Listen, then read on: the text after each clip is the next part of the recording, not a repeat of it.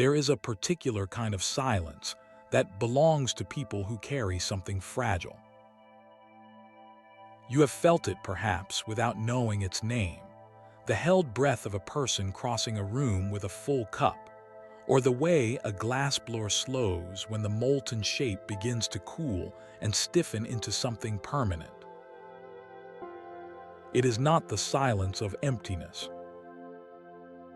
It is the silence of care, the kind that pools in the hands and travels up the arms and settles somewhere just behind the eyes. The world narrows to the thing being carried. The feet learn the ground slowly. Time does not stop, but it stretches, and the air around the task becomes something almost sacred. We recognize this silence in craftspeople and in surgeons, and in parents carrying sleeping children down dark hallways. We recognize it in anyone whose full attention has been given over to the protection of something that cannot protect itself.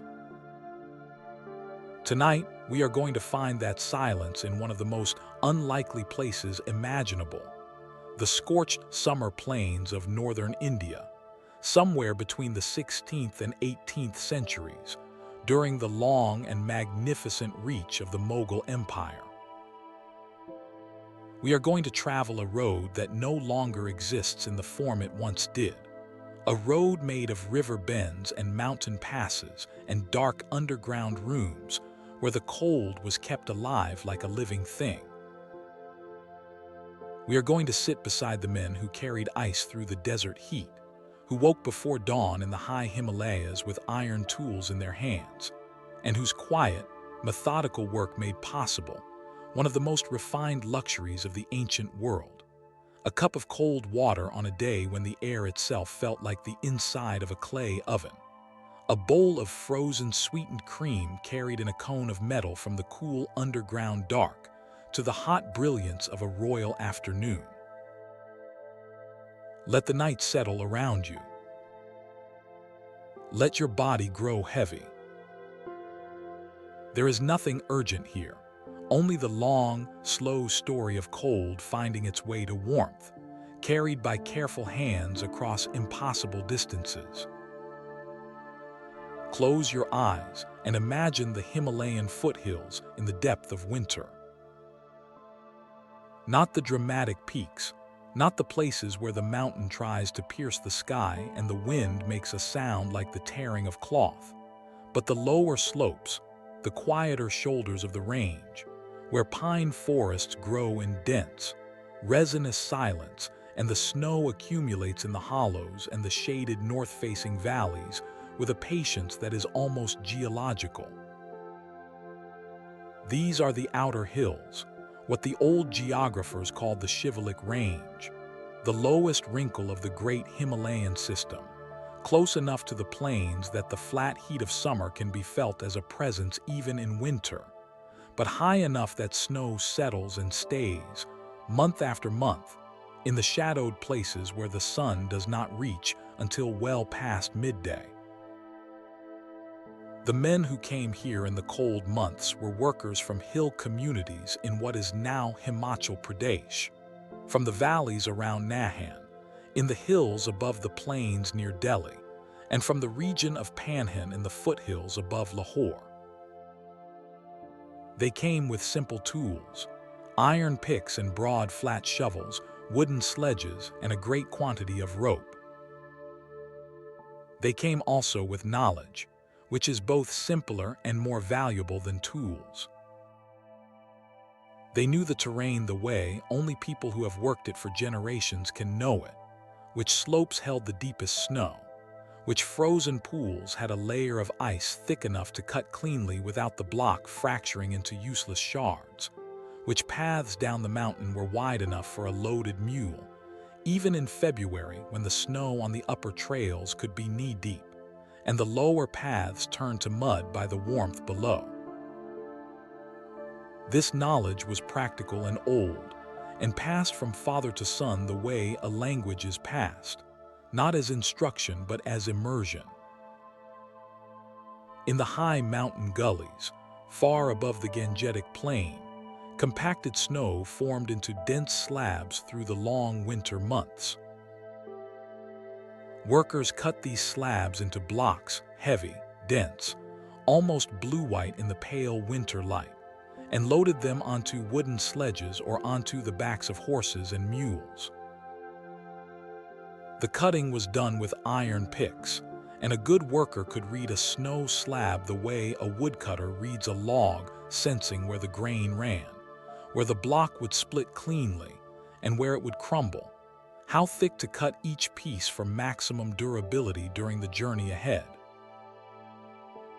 Down in the foothills and the lower valleys, a different method was used, one that required not ice picks but patience and careful observation. In the region around Lahore, workers spread shallow wooden trays, each roughly the size of a door and just 2 inches deep, across open fields on the coldest winter nights. They filled the trays with clean water drawn from wells or filtered streams. The air at night, even in the lowland Punjab, could dip cold enough to freeze a thin layer of water in those open containers. By dawn, the workers returned to the fields. The trays held ice, thin, fragile, clear as glass in the early morning light, and they lifted this ice from the trays and packed it, layer by careful layer, into underground storage pits lined with straw and jute. It was delicate work, requiring an almost meditative attentiveness to the texture and weight of each piece. The ice from the overnight trays was not thick, at most a few centimeters, often less. It broke if handled roughly, and a broken block melted faster than a whole one, because the broken surface exposed more area to the warming air. So the men moved with that particular silence we described at the beginning, carefully, deliberately, reading the surface of each piece with their hands before deciding how to lift it. The morning light would be thin and pale, the ground still stiff with frost, the breath of the workers rising in small white clouds above their heads. The fields around them would be silent, the village not yet awake, the birds just beginning their first tentative calls. And somewhere far away, in the palaces of Agra and Delhi and Lahore, people were already beginning to think about summer and about the cold that would be needed to survive it. The administrator and court chronicler Abul Fazl, who served Emperor Akbar in the late 16th century and compiled the extraordinary document known as the Ain-i-Akbari, a kind of encyclopedic record of the Mughal court's operations, a bureaucratic masterwork that managed to be, at the same time, a work of genuine literary intelligence, wrote in remarkable detail about water and ice. He described a court that took the question of cold water with the utmost seriousness, almost as though the procurement of purity and coldness were a spiritual discipline as much as a practical matter. The emperor, Abul Fazl tells us, always used water that had been carefully filtered and, when in Agra, mixed with a small portion of water brought all the way from the Ganges at Saran. When at Lahore, this sacred component came from Hardwar, where the Ganges emerges from the mountains. And to both of these, the chronicle adds with a kind of reverent precision, the emperor's cup received a few drops of water from the well of Zamzam in Mecca. It was a drink composed of 3 geographies, the local, the sacred, and the holy, a small ritual of empire, the cold, the pure, and the distant brought together in a single silver cup. For ice, the system under Akbar was elaborate and precise, the kind of logistical infrastructure that most people in history never thought to document, but which, when it is described, reveals an enormous amount about how a society understood itself and its pleasures. The historical record tells us that Akbar organized transport from the Himalayan foothills to Delhi, Agra, and Lahore via a 14-stage relay system, with the ice changing hands at each station as fresh horses and men took over the load. In this way, ice could travel nearly 150 kilometers in just 2 days, arriving at the palace still in a usable state. The relay stations would have been something to witness, a constant, orderly movement of men and animals. The loaded bundles passed from one team to the next like a message being carried across a great distance, each team responsible for its segment of the journey, each pair of hands understanding that what they carried was both perishable and precious, and that the whole chain held only as well as each of its links. The ice bundles themselves were a feat of practical ingenuity refined over decades.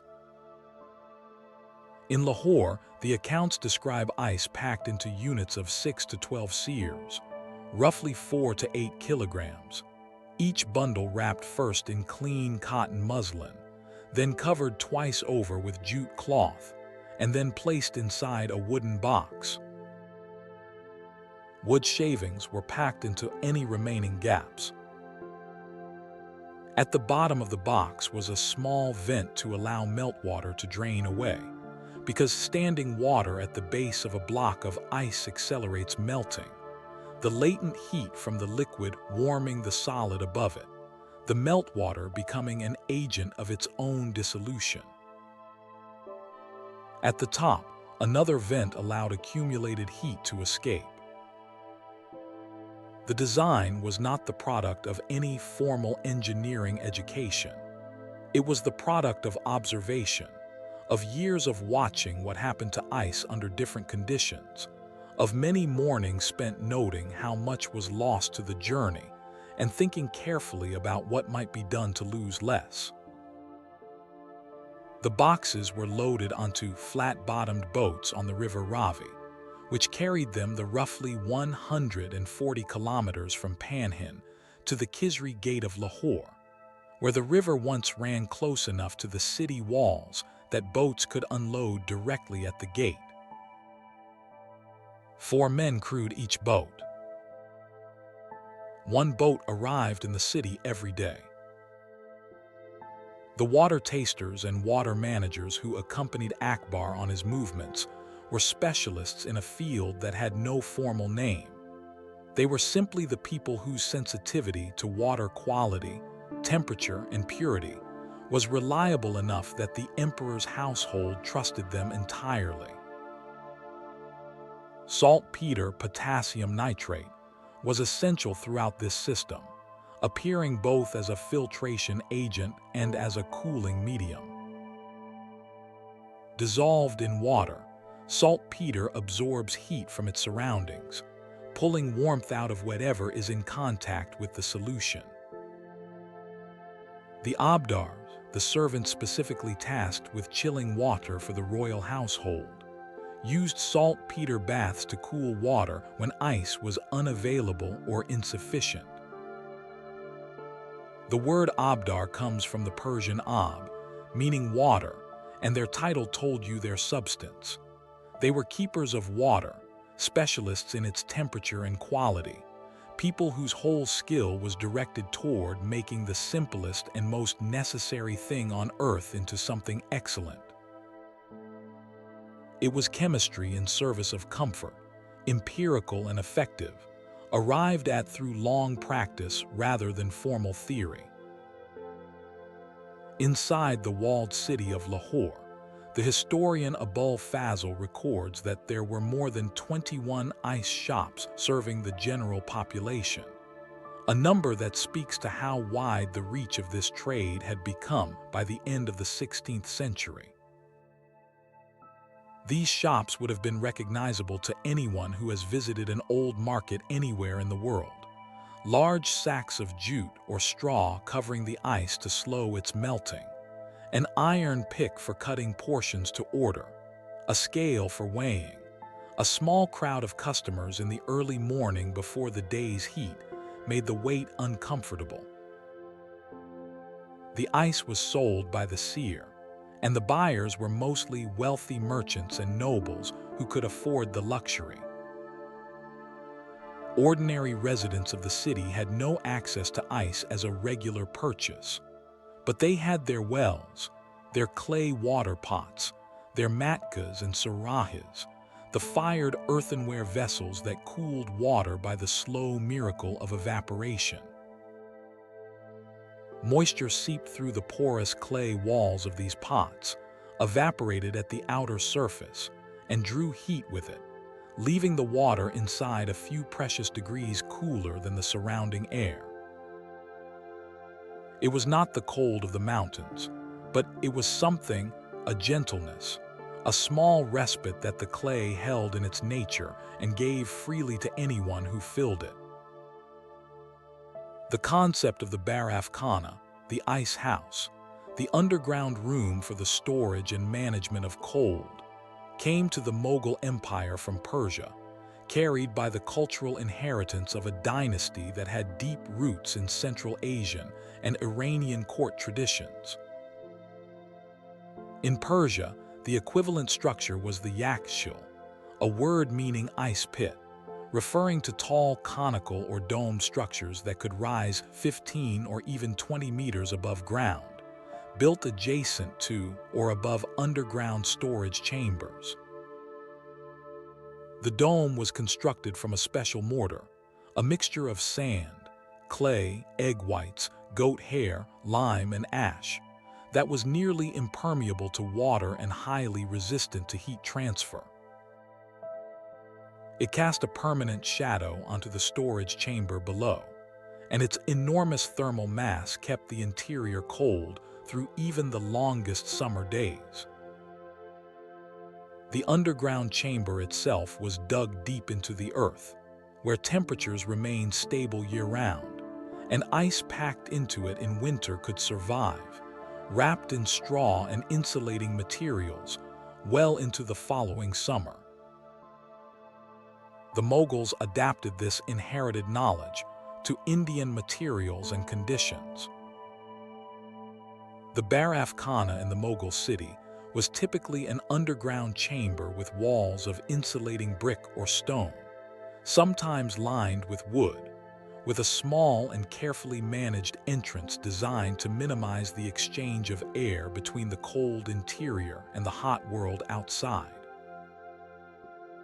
Workers who maintained these storerooms moved through the year in a particular relationship with temperature, spending winter in the freezing upper mountain slopes and early spring at the relay stations on the plains, then shifting in summer to the dim, cool underground world of the storage chambers, monitoring the ice, managing its slow decline, ensuring that what was retrieved for use each day was handled correctly and quickly, so that as little as possible was lost on the short journey from the underground dark to the kitchen above. These chambers were built beneath the floors of palace complexes across the empire, in Delhi, Agra, and Lahore. Emperor Jahangir, who ruled from 1605 to 1627, was a man of remarkable intellectual curiosity who kept a detailed personal memoir called the Tuzak-i-Jahangiri, and in its pages, he wrote specifically about the baraf khana as an insulated cellar used for palace cooling, food preservation, and the production of kulfi, the frozen milk dessert that had become one of the great pleasures of Mughal court cuisine. The kulfi recipe, inherited from Persian traditions of frozen sweets, involved condensed milk enriched with saffron, cardamom, pistachios, and rosewater, poured into conical metal molds that were sealed with dough to keep water out, and then buried in a mixture of ice and saltpeter. The saltpeter, as with the cooling of water, lowered the temperature of the freezing mixture far below what ice alone could achieve. The word kulfi itself comes from the Persian for covered cup, and the object it described was exactly that, a sealed vessel of sweetness, buried in cold, brought to the table sealed and then turned out onto a wide leaf or a silver plate.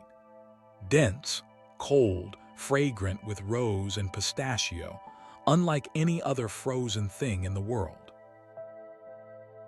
It is still made, by essentially the same method, in kitchens across South Asia today, which is its own quiet form of endurance. Jahangir was also, perhaps not coincidentally, a keen observer of natural phenomena. His memoir contains passages of remarkable attention to the sensory world around him: birds, plants, stones, the quality of light in different seasons. He seems to have noticed the cold the way he noticed everything else, which is to say, with the kind of specific, unhurried attention that turns observation into knowledge. The baraf khana he described was not merely a practical facility, but a feature of the palace's inner life. A cool room at the heart of a summer world, visited daily by the kitchen workers, its temperature checked by hand, its contents managed with the same care that was applied to every other resource of the imperial household. It is worth slowing down for a moment to consider the aabdar's actual work, because it sits at the quiet center of this entire history and deserves more than a passing mention. A rare surviving object helps us picture it precisely. An 18th century cooling flask from the Mughal period, preserved in a private collection in London, is a striking piece of craftsmanship. The vessel has a bulbous lower body made of zinc, a metal chosen for its non-staining properties and its antimicrobial qualities, and a slender neck of chased silver by which the aabdar would hold the flask as it was stirred in the cooling bath. The lower half of the bottle is wrapped in a woven red lacquered fabric, which provided both insulation and grip. Other similar flasks were made entirely of silver, which conducts heat more efficiently than zinc and so chills water faster.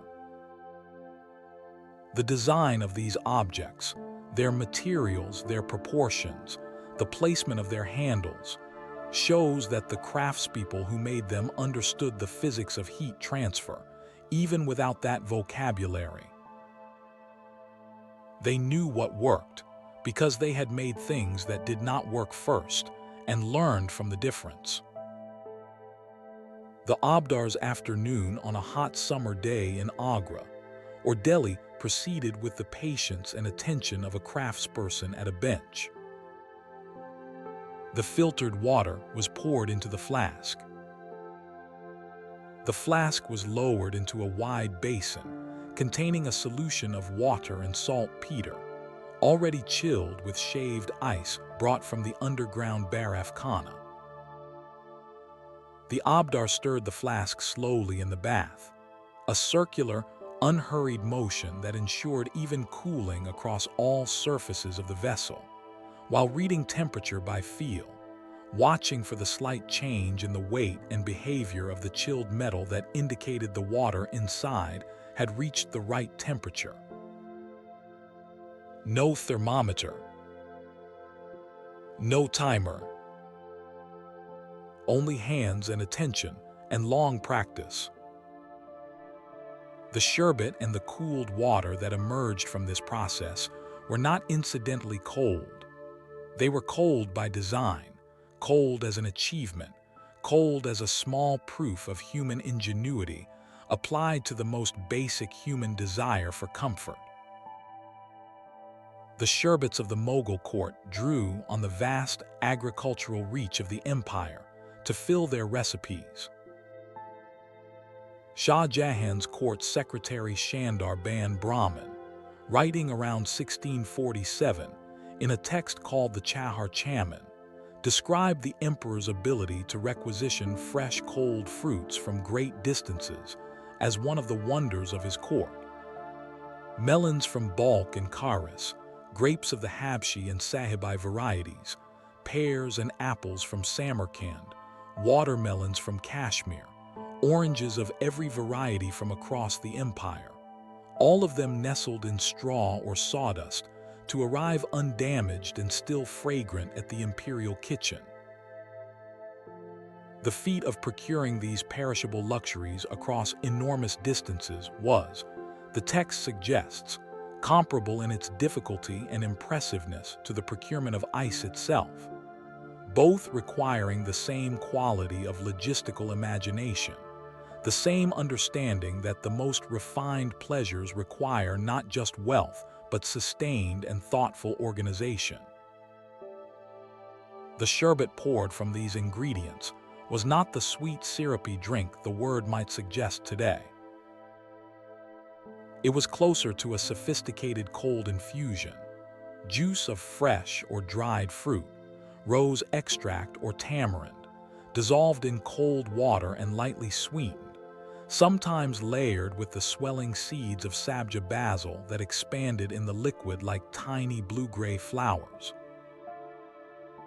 It was drunk slowly, from tall, slender cups, held in hands that had been warm a moment before and felt the coolness of the metal or the clay descend through the palms.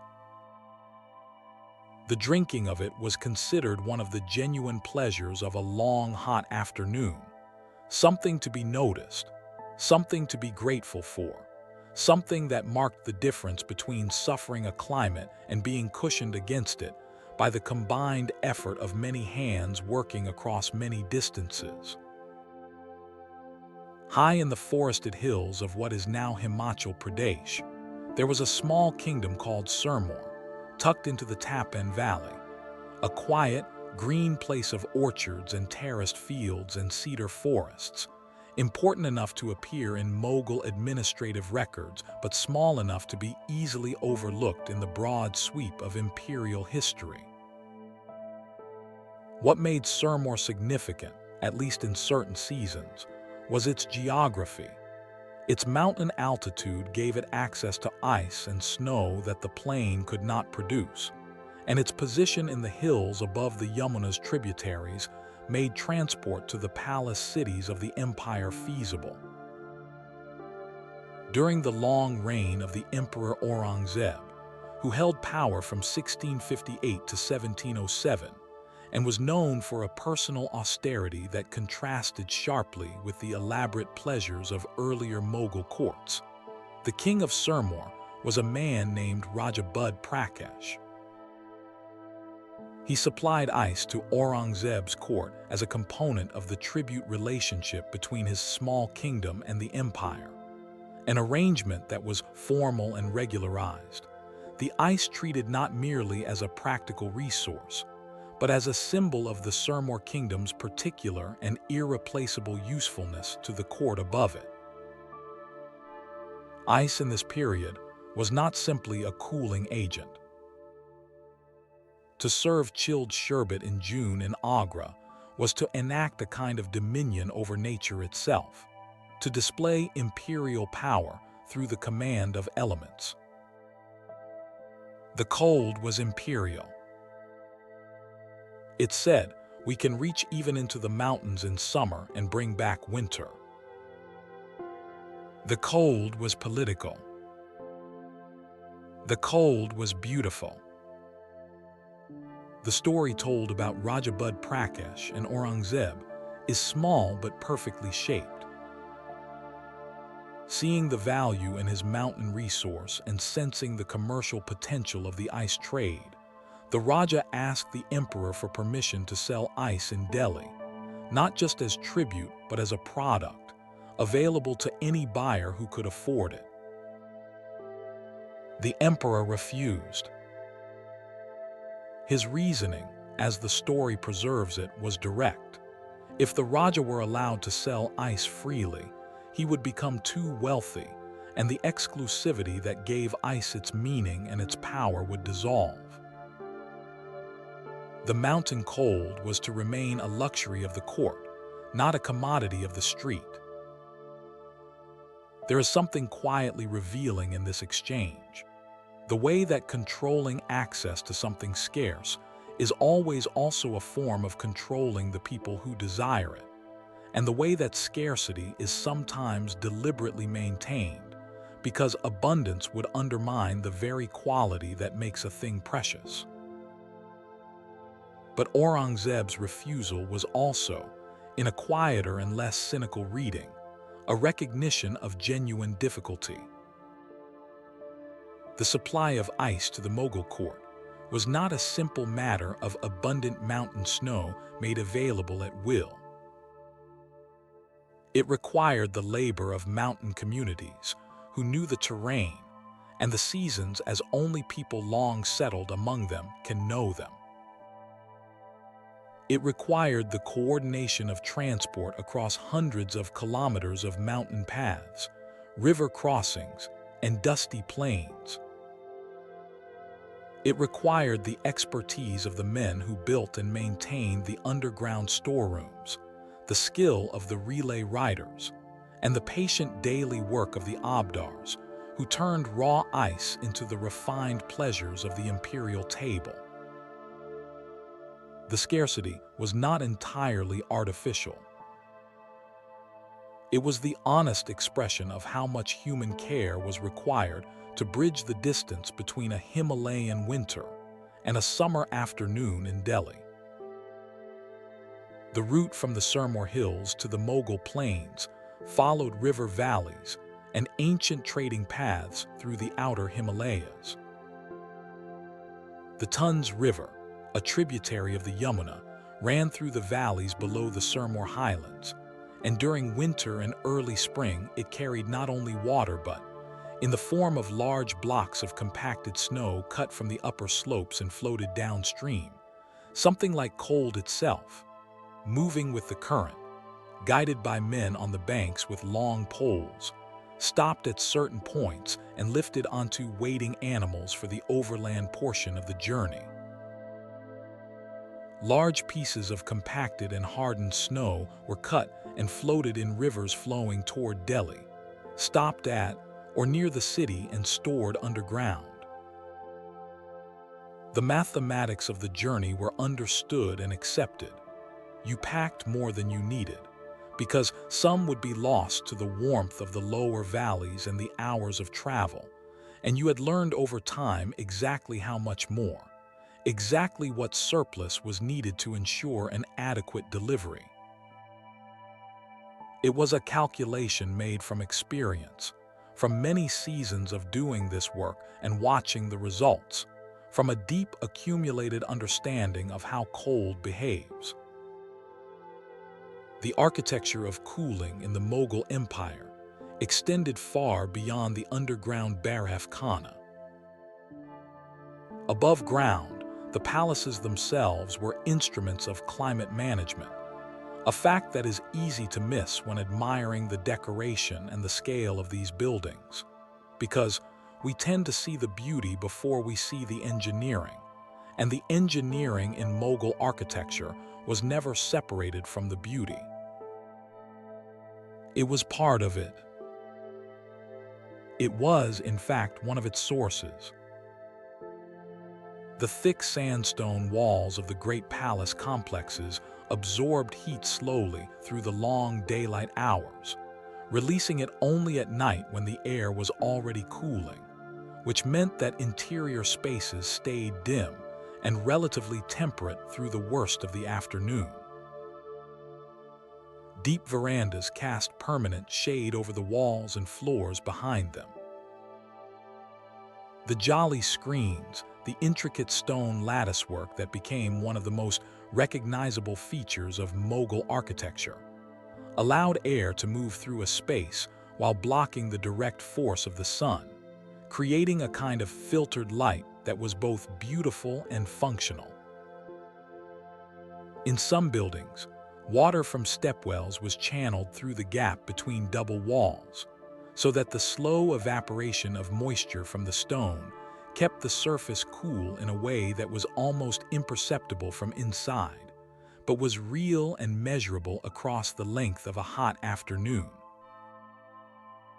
The Rang Mahal in the Red Fort in Delhi had a channel of water running through its central floor, flowing into a carved marble basin in the shape of a lotus. The constant movement and surface evaporation of this water cooled the air of the room around it, and the sound of the water, soft, continuous, the quiet music of something flowing, was itself a form of coolness. The way that the sound of rain can make a room feel temperate even before the temperature has changed.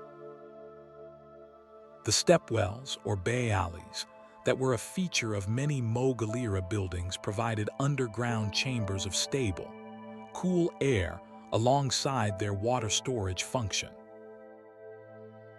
William Moorcroft, visiting Lahore in 1820, stayed in a chamber adjacent to a bay alley well and recorded the remarkable cooling effect it provided, the underground temperature offering genuine relief from the summer heat above, the stone around the well staying cool through the summer the way a buried thing always does. The khana, screens woven from the roots of the khus grass, hung on bamboo frames in courtyards and doorways, were dampened with water to produce an evaporative cooling effect when any breeze passed through them. The khus root has a particular fragrance, green and earthy and slightly sweet, that the poets of the Mughal court associated with the smell of the earth after rain, with the arrival of the monsoon, with every kind of relief from dry heat. Standing in a doorway hung with dampened khus screens, with a breeze moving through them, was understood to be one of the minor pleasures available to anyone who could afford the screens, and they were not expensive. The muslin curtains that hung in arched doorways throughout the palace, so fine that the fabric had names like Shabnam, meaning evening dew, and Abai Rawan, meaning running water, moved in the lightest air and cooled the skin they barely touched. Diaphanous clothing of the same material, sometimes so fine it was discarded after a single wearing, performed a similar function for the body. When a breeze caught the dampened cloth against the skin, the whole body was cooled in a single long, slow exhalation of temperature. All of these elements work together as a system, a philosophy of heat management in which every element of the designed environment contributed to the goal of making summer habitable. The khana, the basement room common in the homes of wealthy families, was the domestic version of the baraf khana, an underground retreat where the Earth's stable temperature provided a refuge from the worst of the afternoon. Families moved their living downward in summer, spending the hottest hours below ground and emerging in the evening as the air began to soften. The ice, when it arrived, was not the only tool in this arsenal, but it was the most dramatic one, the one that required the most effort, the longest supply chain, and the most specialized knowledge to produce. It sat at the pinnacle of a long pyramid of cooling strategies, each one drawing on a different property of the physical world: mass, evaporation, shade, flow, depth, and each one requiring a different kind of human skill and attention to maintain. The ice of the Himalayas had a long life in the imagination of the Mughal court, not only in the kitchen and the storeroom, but in the poetry and the philosophical reflection that the court cultivated as seriously as it cultivated any other art. The Mughal court was a place where Persian literary culture was nurtured with tremendous care, and the poets who worked there found in ice and cold a vein of imagery that went well beyond simple physical description. A 17th century poet named Mir Yahya Kashi, writing at the Mughal court, described a lover's frown as so powerful that it could melt a mirror as though it were a thin sheet of ice. The Persian term he used was taktili yak, a slab of ice, invoking a sensation that his courtly audience could feel in memory. The cold weight of it, the slight blue color of thick ice in shadow, the way it began to yield at the touch of warmth. The image worked precisely because his readers knew ice, had touched it, had felt the sensation of cold radiating from a block of it before the summer heat could arrive and begin its inevitable work. Poetry of this kind requires a shared sensory vocabulary, and the fact that a Mughal court poet could use ice as a casual point of comparison tells us something about how present ice was in the daily life of the people he was writing for. Emperor Bahadur Shah, who ruled briefly in the early 18th century and was known for his meditative temperament, reportedly paused during early morning hunts to observe the thin sheets of ice that formed over puddles on cold mornings, the diaphanous layers of frozen water that appeared at dawn and were gone by midday. He would notice the cracks in these sheets, the way the ice fractured into patterns under the pressure of the ground below it, and he found in these patterns material for quiet philosophical reflection. The thin, fragile ice of a winter morning, here and then gone, teaching patience and impermanence to anyone who would stop and look. Even the emperor, in other words, was learning from the cold. And what was being taught, perhaps, was a lesson about the nature of all careful work. Ice in a hot climate is always temporary. It exists on borrowed time, spending itself in the service of the pleasure it enables, diminishing with every passing hour. The people who worked with it, the harvesters in the mountains, the men who packed the boxes, the boatmen on the Ravi, the relay riders on the Delhi road, the aabdars in the palace kitchen, all of them understood this. Their work was the work of slowing the inevitable, of holding something cold in a warm world for just long enough to be useful. There is something meditative in that understanding, something that speaks quietly to the nature of all careful human effort, the knowledge that what you are protecting will eventually be lost, but that the effort of protection is worthwhile anyway, and that the cold drink on a hot afternoon, the kulfi lifted from the mold onto a wide banana leaf, the cup of rose sherbet poured into silver, these things are real pleasures, and real pleasures matter.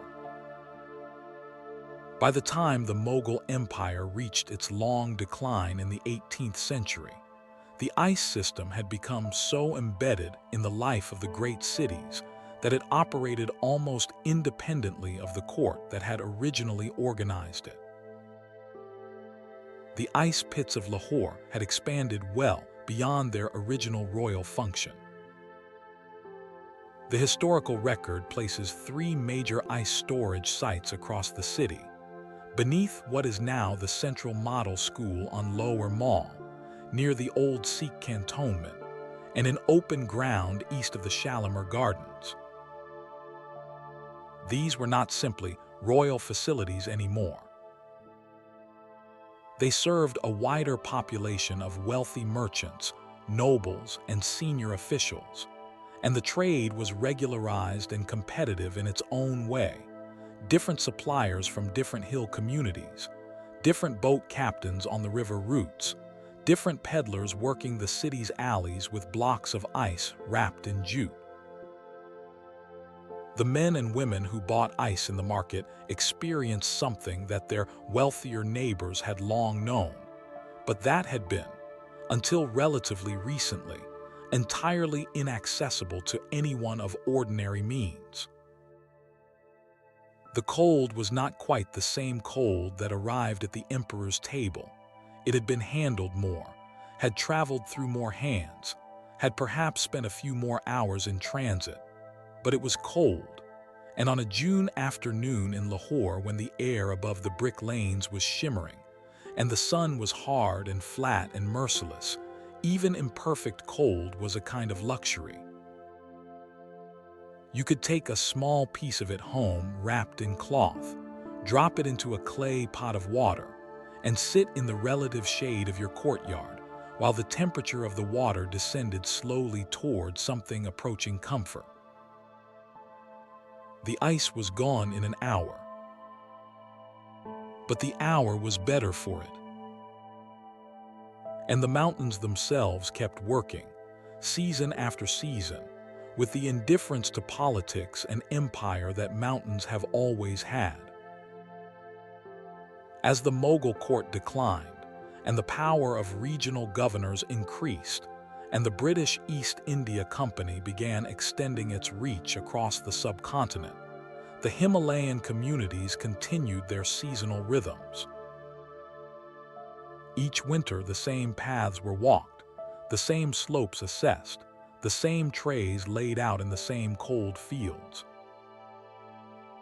The knowledge moved from one generation to the next not through any formal instruction, but through the body, through feet that had learned the mountain's terrain, through hands that had learned the weight and texture of good ice, through eyes that had learned to read the color of snow and know whether it would cut cleanly or crumble.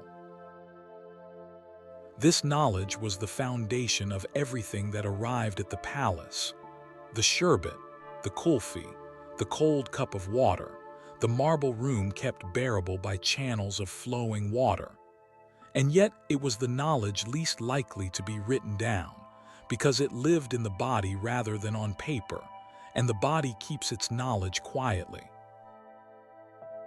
There is a word in Persian, nazakat, that is often translated as refinement or delicacy, but it carries a more specific meaning. The kind of beauty that requires great care to produce, the kind of elegance that emerges from sustained and patient attention. The ice trade of the Mughal Empire was nazakat applied to an engineering problem. It was the transformation, by human ingenuity and human effort, of a seasonal natural phenomenon in a distant mountain range into a reliable, year-round luxury in a hot urban court. The refinement was not only in the sherbet or the kulfi, or the cold water poured into a silver cup. It was in the whole chain of care that made those things possible. Every careful hand, every insulated box, every relay rider pushing through the pre-dawn cold of a spring morning, every underground room built to hold the memory of winter through the long, burning summer. The Baburnama, the personal memoir of the dynasty's founder, written in the early 16th century in a voice so immediate that it still carries the character of the man who wrote it, is full of longing for the cooler world he had left behind. Babur had grown up in Central Asia, among mountains and temperate valleys and cold rivers, and the heat of the Gangetic plain where his conquest had brought him struck him as one of its most bewildering features. He wrote about the fruit of Central Asia, the melons, the grapes, the apricots, with a homesickness that is almost painful to read, and he praised, specifically, water chilled with ice as something almost restorative, something that made the relentless heat of his new domain more endurable. To drink cold water on a hot day in Hindustan was, for Babur, a small recovery of the world he had known before, not just a physical comfort but a kind of emotional one, a proof that some things could be transported across the distances that empire required you to travel. This longing, expressed by the man who founded the empire, can be understood as the original note of the whole long history we have been tracing tonight. It was not mere indulgence that drove the ice trade across the Himalayas and down through the relay stations and along the river routes to the cities of the plain. It was something more fundamental, the desire to remain oneself, to hold onto the sensory world you were formed by even as the demands of power carried you far from it. Babur in Agra, remembering the cold streams of Fergana, was experiencing something recognizably human, the kind of longing that does not require an empire to make it poignant. He happened to have the resources to do something about it, to set in motion a system that would, within a few generations, bring cold from the mountains to the plain with the reliability of a daily delivery. But the impulse behind it was simply this: he missed the cold and he wanted it back. By the time of Shah Jahan, the ice trade had become an established institution with its own administration, its own workers, its own routes and storage systems and seasonal rhythms. The court secretary's description of the emperor commanding fresh melons from Balkh and ice from the mountains in the same breath, and finding both to be equivalent marvels of imperial logistics, tells us how thoroughly the supply of cold had been normalized in the imperial imagination. It was not a luxury, exactly, but a necessity, part of the basic infrastructure of courtly comfort alongside the water channels and the thick walls and the khus screens and the evening breeze coming off the river. The cold was embedded in the architecture of the Mughal summer the way silence is embedded in meditation, not as an absence, but as a presence, worked for and protected and renewed each day by the labor of hands that most people in the palace would never see.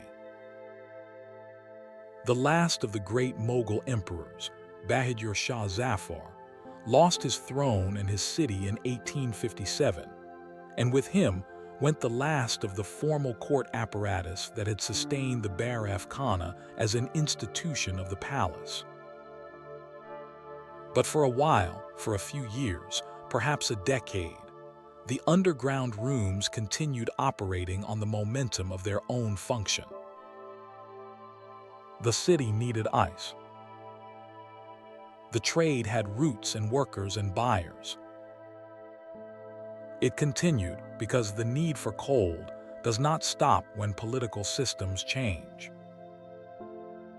There is a small, vivid detail from 1857 that seems almost too precisely symbolic to be accidental.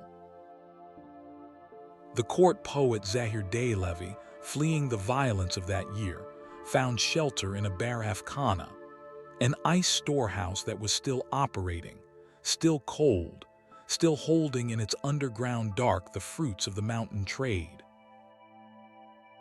He hid there while the world above was in turmoil. The cold of the Himalayas, transported by generations of careful hands over hundreds of years, was still present in that room, still capable of offering a kind of refuge.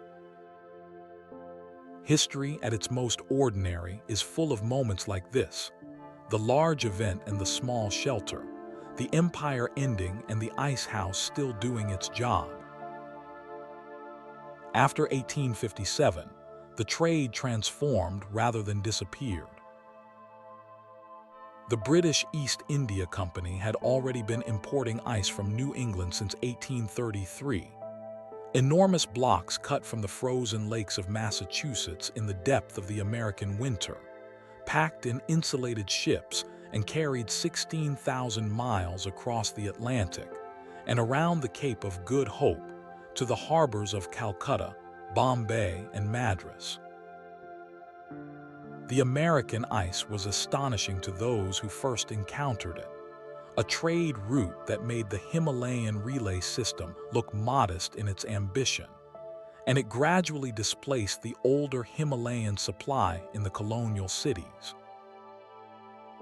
By the end of the 19th century, mechanical ice-making plants had arrived in Indian cities, producing ice cheaply and in reliable quantity. The baraf khanas fell into disuse. Some were filled in. Some became cellars. Some left their names on the neighborhoods above them. The place in Gurugram still called baraf khana, the geography holding the memory that the buildings have long since given up. but the Himalayan glaciers that supplied the original ice trade continue their own long, slow work. They accumulate the cold of many winters in their compacted depths and release it, drop by drop, into the rivers of the plain, the Ravi, the Yamuna, the Tons, the Chenab, in a seasonal gift of cold water that the people of the Gangetic Plain have always depended on, long before any emperor thought to harvest it. The men who cut ice from the high slopes were, in a sense, intermediaries in a much larger system, borrowing cold from the glaciers, transporting it in compressed form, releasing it in the cities where it was needed. The glaciers themselves did not stop when the human intermediaries moved on to other work. They kept accumulating, kept releasing, kept doing what they had been doing for millennia, indifferent to the rise and fall of quartz, and the coming and going of all the careful hands that worked along their margins. The night has deepened while we have been here together, traveling through the winters of the Himalayan foothills and the summers of Agra and Lahore, and the underground cool of the Baraf Khana. The route we have followed is long, and the pace of it has been deliberate, a 14-stage relay, a flat-bottomed boat on a wide river, a mule on a mountain path, a careful hand lifting a thin sheet of ice from a wooden tray at dawn. These are not the paces of urgency. They are the paces of care, of sustained attention applied to a fragile thing over a long distance. If you have been listening from bed, your body has likely grown heavier as the story progressed. This is the natural movement of a mind that has been given something to travel through. The thoughts slow, the images become simpler. The mountain and the river and the cool underground room feel more like the edge of a dream than like history. Let them drift. Let the aabdar stand in the dim light of the storage chamber, holding the flask with both hands, his attention on the temperature of the metal. Let the boatmen on the Ravi settle into their rhythm, 4 slow strokes, the ice in the hull wrapped in jute and cotton and wood shavings, the morning light just beginning to touch the surface of the river. Let the relay rider hand off his bundle at the roadside station and turn his horse back toward the hills, already thinking about the next load, the next journey, the way the path rises again past the pine trees, and the world grows quieter and cooler with every kilometer gained in altitude. The glaciers of the Himalayas are still there. The rivers still carry their cold southward. The names Baraf Khana and Panhin and Surmor still exist on the map, and the hills above Nahan are still covered in pine forest in the winter months, still shadowed and cold, and holding snow in their northern gullies. The careful men who once worked there are gone, but the knowledge of how cold behaves, how it can be held, how it can be carried, how it can be coaxed from one season into another, that knowledge is not entirely lost. It persists in the design of a good thermos, in the logic of a refrigerator's insulation, in the understanding that cold, like everything worth preserving, requires sustained and patient attention. Rest now. Let the mountains be cold and far away. Let the river carry its cargo in the dark. Let the ice remain where it is, perfectly wrapped, slowly spending itself in the service of mourning. You have carried enough today. There is nothing left to hold. Thank you for spending this quiet hour with us at the Bedtime Lore. Rest well now, and let these ancient echoes carry you softly into dreams. Good night.